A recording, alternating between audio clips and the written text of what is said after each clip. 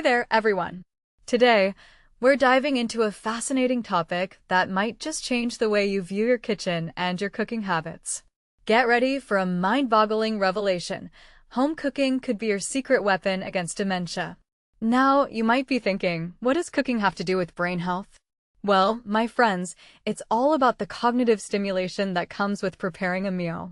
You see, in recent years, there's been a noticeable shift away from home cooking towards more convenient options like restaurants and frozen meals. But for our older population, especially, cooking at home offers a unique blend of physical activity and mental engagement.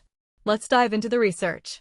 A study published in the Journal of Epidemiology and Community Health followed over 10,000 individuals aged 65 and above for 6 years, tracking their cognitive health.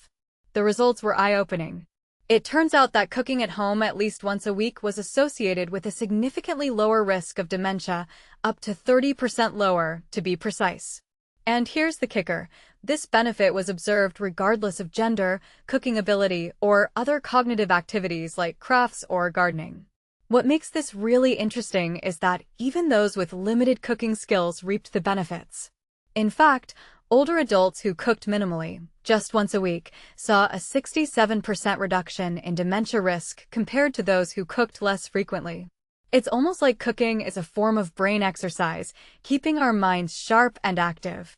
Now, it's important to note that this study was observational, so we can't definitively say that cooking causes a reduction in dementia risk. But the strong correlation is certainly intriguing and worth exploring further. So, what's the takeaway here?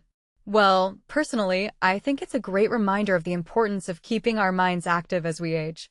Cooking is an accessible and enjoyable way to do that. It's a win-win situation. You get a delicious meal and potentially boost your brain health. I'd love to hear your thoughts on this. Have you noticed any benefits from cooking at home? Do you think it's a viable strategy for maintaining cognitive health? Let's keep the conversation going in the comments. Until next time, stay curious and keep those brains cooking.